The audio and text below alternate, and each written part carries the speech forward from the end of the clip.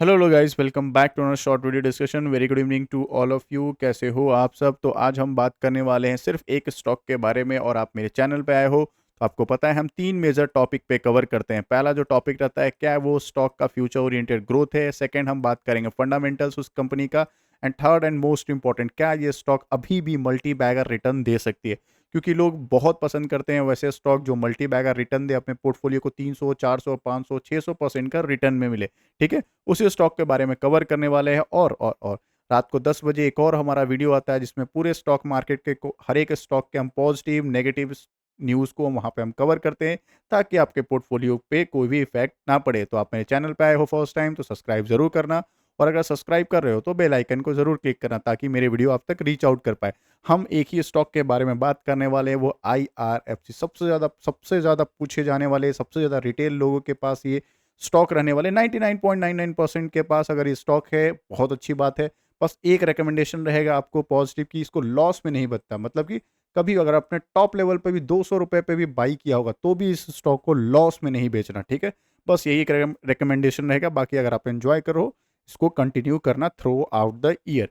अब हम बात करते हैं फ्रेशर के लिए, या फिर जो नए बिगिनर्स हैं, या फिर जो इसको प्लान कर रहे हैं स्टॉक को खरीदने के लिए, या एवरेज करने के लिए प्लान कर रहे हैं। ठीक है, फर्स्ट ऑफ ऑल मैं बता दूं, ये इसका जो बिजनेस है वो फिनांस का बिजनेस है। ये हमें कर्ज देती है। हमें मतलब क्या, हाँ, PSU कंपनी है, रेलवेज के लिए कर्ज देती है। जो बड़े बड़े रेलवेज के जितने बड़े बड़े प्रोजेक्ट्स होते हैं, वहाँ के लिए वो कर्ज देती है। कर्ज मतलब क्या, लोन देती है, पैसे प्रोवाइड करती है। ठीक है ना। और ये PSU कंपनी है, तो पहला क्या होता है, ये सरकारी कंपनी है, तो ये डेट फ्री कंपनी, 1 रुपए का भी इन पे बोरोइंग नहीं है, कर्ज नहीं है, अंधाधुन पैसा इनके पास पड़ी हुई है। ठीक है। सेकेंड एंड मोस्ट इंपॉर्टेंट, अगर 5 साल में अगर देखोगे तो ये 600% का रिटर्न दे चुका है पहले से ही। बट क्या ये अभी भी फ्यूचर में अभी ग्रोथ बन सकता है? क्या ये 250 जाएगा, 400 जाएगा? इफ बट वाले जो है एनालिसिस को भी हम कवर करेंगे। ठीक है। फर्स्ट ऑफ ऑल, ये जो 173 रुपीज़ का आप देख रहे हो, इसका मतलब ये नहीं कि स्मॉल कैप कंपनी है। बिल्कुल ये माइंड से निकाल देना, ये अफलातून बड़ी लार्ज कैप कंपनी है। छोटी मोटी कंपनी, लगभग 2.3 लाख करोड़ का मार्केट कैपिटलाइजेशन है। बहुत बड़ी बिग साइज कंपनी है। तो प्राइस देख के तो जजमेंट मत करना कि इसका क्या हम स्मॉल कैप कहें या फिर मिड कैप कहें। बिल्कुल नहीं, ये लार्ज कैप कंपनी है। और शानदार 52 वीक हाई 200 रुपये का लगा है। ये एग्जिट पोल आने के बाद का दिन है, उसके बाद इसमें प्रॉफिट बुकिंग आई है या फिर पैनिक सेलिंग आई है। ठीक है ना। तो अभी हम कवर करेंगे क्या इस स्टॉक का फंडामेंटल कैसा है, क्या इस स्टॉक को हम कंटिन्यू कर सकते हैं या नहीं। फर्स्ट ऑफ ऑल, सबसे ज़्यादा इंपॉर्टेंट हमारा रहता है इन्वेस्टर्स का देखना। जो लटकती हुई तलवार है, वो 86% के आसपास है इनका ग्रोथ। ठीक है ना। 86% का जो ग्रोथ है वो एक लटकती हुई तलवार है। मतलब ग्रोथ मतलब क्या, प्रमोटर्स के पास है। वो एक लटकती हुई तलवार इसलिए कहते हो कि आपको पता है स्टॉक मार्केट में क्या रहता है, 75+25 का क्राइटेरिया रहता है। 75% प्रमोटर्स के पास रहेंगे, 25% रिटेलर्स के पास रहेंगे। तो इनका तो 86% है। इसका मतलब क्या, कभी भी OFS आ जाएगा। ठीक है, ऑफर फॉर सेल्स, ये कभी भी आ सकता है। तो डिस्काउंटेड प्राइस में आता है। बस ऑफर फॉर सेल एक यही प्रॉब्लम है। ऑफर फॉर सेल कोई गलत बात नहीं है, आनी चाहिए, क्योंकि HAL आपको पता है, हिंदुस्तान एरोनॉटिक्स लिमिटेड, उसका भी 2400 रुपये के आसपास आया था, और उस समय 3000 रुपये पे चल रहा था। मार्केट नो डाउट 2500 रुपये के आसपास सेटल आउट थी, बट आज देखोगे तो ये 5000 के आसपास वो दिख रही है स्टॉक। तो ऑफिस आना कोई गलत बात नहीं है, बहुत शानदार बात है। Second and most important, balance sheet, या फिर करो profit and loss. Balance sheet देखना चाहो तो वो भी देख सकते हो, प्रॉफिट एंड लॉस देखना चाहो तो वो भी देख सकते हो। तो ईयर ऑन ईयर का अगर देखेंगे, सेल्स कंटिन्यू कंटिन्यू मतलब कि एवरी ईयर ऑन ईयर इसका ग्रोथ 26,000 करोड़ के आसपास पहुंचते हुए दिख रहा है। सेल्स की मैं बात कर रहा हूं। ठीक है। और अगर मैं प्रॉफिट की बात करूं, जो कि EPS डायरेक्ट इंपैक्ट करता है, तो अगर EPS देखोगे कितना दिख रहा है, 6,412, मतलब नेट प्रॉफिट की बात करें, जिसको कहते हैं PAT भी कहते हैं, या फिर प्रॉफिट आफ्टर टैक्स कहते हैं, या प्रॉफिट फॉर द ईयर कहते हैं। तो ईयर ऑन ईयर भी इनका ग्रोथ जो है शानदार दिखते हुए दिख रहा है। जो नेट प्रॉफिट की हम बात कर रहे हैं, जो डायरेक्टली वो EPS पे भी शानदार दिख रहा है। अलग, second and the most important, क्या हम इसको अभी भी बाई कर सकते हैं? तो यस। इसके पीछे 2-3 रीजन मैंने आपको बता रखा है, आपको फिर से भी बता देता हूँ। लास्ट 5 ईयर्स में देखोगे अभी भी ये किस पे चल रहा है, 50 मूविंग एवरेज के ऊपर चल रहा है, और 2200 मूविंग एवरेज के भी ऊपर चल रहा है। तो अभी इसको लॉस में तो बेचने की जरूरत नहीं है, जब जब मौका मिले तब तब इसको एवरेज कर लेना।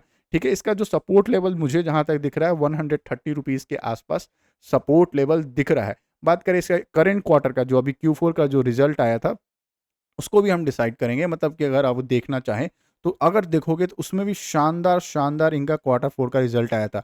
पीबीटी की बात करें, प्रॉफिट बिफोर टैक्स की अगर हम बात करें, तो ईयर ऑन ईयर में देखोगे 61 का 64 हो गया। मैं राउंड लेवल की बात कर रहा हूँ, ये करोड़ एंड फिगर से। तो और 12,000 का कितना, 17,000, मतलब अगर क्वार्टर एंड क्वार्टर भी ग्रोथ दिख रहा है, ईयर ऑन ईयर भी इनका ग्रोथ शानदार 5 स्टार होते हुए दिख रहा है। बात करें आने वाले टाइम में क्या इनका ग्रोथ हो सकता है, बिल्कुल हो सकता है। क्यों हो सकता है? क्योंकि इन्होंने देखो, पहला तो आपको पता है जिस हिसाब से Q4 का रिजल्ट दिया, वो 34% का इनका प्रॉफिट में ग्रोथ है। 1717 करोड़ का इनका ग्रोथ हुआ है, लगभग 70 पैसे का डिविडेंड दिया है, वो अलग बात है। सेकंड, बहुत ज़्यादा इंपॉर्टेंट, एस एंड पी एक ग्लोबल रेटिंग फर्म है, उन्होंने क्या किया, बहुत सारे फिनेंस कंपनी का अपग्रेड कर दिया। मतलब क्या, उनकी रेटिंग होती है, तो रेटिंग जो उन्होंने किया, आईआरएफसी को बहुत शानदार रेटिंग दिया है। अलग अलग कंपनी को भी दिया है, जैसे कि आप देखोगे एचडीएफसी बैंक है, आईसीआईसी बैंक है, स्टेट बैंक है, बट हमारा फोकस आज आईआरएफसी पे। तो आईआरएफसी जो पहले स्टेबल रखा था उन्होंने, उसको उन्होंने पॉजिटिव कर दिया। मतलब क्या कि आन इंटरनेशनल इंटरनेशनल एफआईएस जो है, बहुत ज़्यादा पैसा इसके अंदर डालेंगे। मतलब किसके अंदर, एफआईएस के साथ, सॉरी आईआरएफसी के फॉरेन इंस्टीट्यूशनल जितने होते हैं, वो पॉजिटिव रेटिंग है, बड़े बड़े फर्म्स जो हैं इनके अकाउंट में पैसे डालेंगे, इनफ्लो बहुत ज़्यादा होगा, पैसा बहुत ज़्यादा इनके अंदर आएगा। ठीक है। सेकेंड द मोस्ट इंपॉर्टेंट क्या है कि 50,000 करोड़ का उनको रेजिंग फंड रेज करने के लिए इनको अप्रूवल मिल चुका है। ठीक है, वो भी कंपनी को अप्रूवल मिल चुका है। तो अगर फंड रेज करना होगा तो कहाँ से किया जा सकता है, या आइदर डीआईएस के साथ किया जा सकता है, या फिर बाहर से एफआईएस किया, मतलब फॉरेन इंस्टीट्यूशनल से। तो कंप्लीट उन्होंने बताया आने वाला फाइनेंशियल है 2024-25 का जो है, उसमें 50,000 करोड़ का जो वो फंड रेज करेंगे, कहाँ से करेंगे, डोमेस्टिक और इंटरनेशनल मार्केट से करेंगे। ठीक है।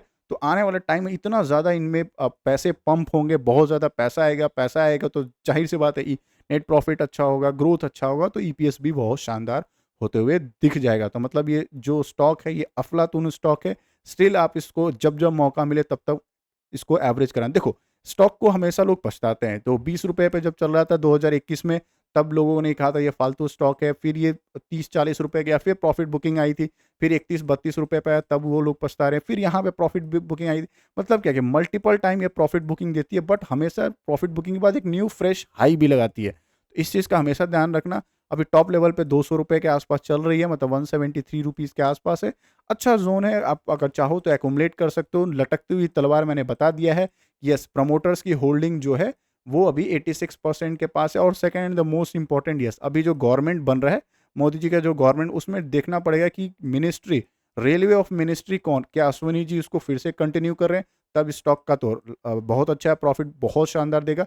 बट कोई न्यू मिनिस्टर अगर असाइन होता है तो उसका फिर मेंटालिटी क्या है, क्या इस स्टॉक को लेकर या फिर रेलवे स्टॉक को लेकर उनकी क्या है, क्या वो फॉरेन इन्वेस्टर को अलाउ करेंगे, नहीं करेंगे, या फिर जो लोन्स देना है वो सिर्फ अभी आईआरएफसी दे रहा है, क्या वो कोई और प्राइवेट सेक्टर को भी अलाउ करेंगे। तो बहुत इफ एंड बट है।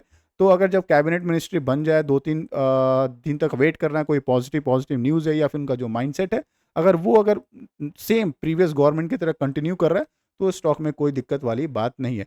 यही चीज़ आपको दिख रहा होगा सारे पीएसयू स्टॉक में, जितने स्पेशली इंफ्रास्ट्रक्चर में और डिफेंस के स्टॉक में। ठीक है, ये जो जितने स्टॉक है पीएसयू के, उसमें अभी भी क्या है, रिकवरी नहीं हुई है, अभी भी फ्लैट परफॉर्मेंस दे रहा है। क्योंकि अभी जो किसी को आइडिया नहीं है कि नया डिफेंस मिनिस्टर कौन बनेगा, कौन सा ये बनेगा, रेलवे मिनिस्टर कौन सा बनेगा, जो बनेगा तो वो क्या स्टेप लेगा, क्या वो इंडियन गवर्नमेंट वाला ही कंपनी को ऑर्डर्स मिलेंगे या कोई बाहर के प्लेयर्स को अलाउ करेगा। तो बहुत सारे इफ एंड बट है। तो अगर वो सारे चीज़ को कंटिन्यू अगर हटा दे, कंफर्मेशन आ जाए, उसके बाद स्टॉक को आप चाहो तो प्लान कर सकते हो अपने पोर्टफोलियो में ऐड करने का या फिर एवरेज करने का। ठीक है, स्टॉक बुरा नहीं है, स्टॉक अफलातून है। स्पेशली कह रहा हूँ कि लॉस में नहीं बेचना इस स्टॉक को, चाहे कुछ भी हो जाए, इसको लॉस में बेचने की ज़रूरत नहीं है। और G20 का सम्मेलन हुआ था, आपको पता है, हमने इंडिया ने होस्ट किया था। उसमें एक कॉरिडोर बनने वाला था, कौन सा, Saudi Arabia, Israel, then Europe तक जाने वाला था। ठीक है, इसके लिए फंड कौन देगा, पैसा कौन देगा, तो आईआरएफसी पैसा देगा। ठीक है, और इसका प्रोजेक्ट कंप्लीट कौन करेगा, आरवीएनएल का प्रोजेक्ट उसको कंप्लीट करेगा। तो ये जॉइंट वेंचर है, तो बड़े बड़े पैसे लगेंगे, बहुत पैसे लगेंगे। तो आईआरएफसी डेप्ट कंपनी है, मतलब सरकारी कंपनी है, पैसे की कमी नहीं है, तो आराम से इस सारे स्टॉक को आने वाले टाइम में बूम बूम होते हुए दिख जाएगा। अच्छा, बहुत लोगों का प्रिडिक्शन ये है कि आने वाला टाइम में ये 220-230 रुपए जा सकता है। इसमें कोई ना नहीं बोलने की बात है, क्योंकि बहुत सारे फर्म्स ने प्रिडिक्ट किया है कि 220 रुपए 6 से 8 महीने में ये स्टॉक जा सकता है। मतलब क्या है, अभी यहाँ से अभी 170 पे चल रहा है, 220 तक जाने के लिए ऑलमोस्ट 50 रुपए के आसपास इसकी बाइंग आएगी, जो कि अच्छी बात है। आ सकता है, इफ एंड बट सब जगह रहता है, बट इसका मतलब ये नहीं है कि आ, कल ही ये वो आ जाएगा। नहीं, उन्होंने टाइम फ्रेम दिया 6 से 8 मंथ में आएगा, ठीक है। वो हमारा गोल नहीं होना चाहिए कि हम 6 एंड 8 मंथ के लिए ही प्लान करें। हाँ, अगर हम इन्वेस्ट कर रहे हैं, मिनिमम 4 साल से 5 साल इस स्टॉक में इन्वेस्टमेंट का प्लान कर सकते हैं। स्टॉक बहुत शानदार है, अफलातून स्टॉक है, स्टॉक को अपने पोर्टफोलियो में कंटिन्यू करना, कोई ज़रूरत नहीं है इसको लॉस में बेचने की।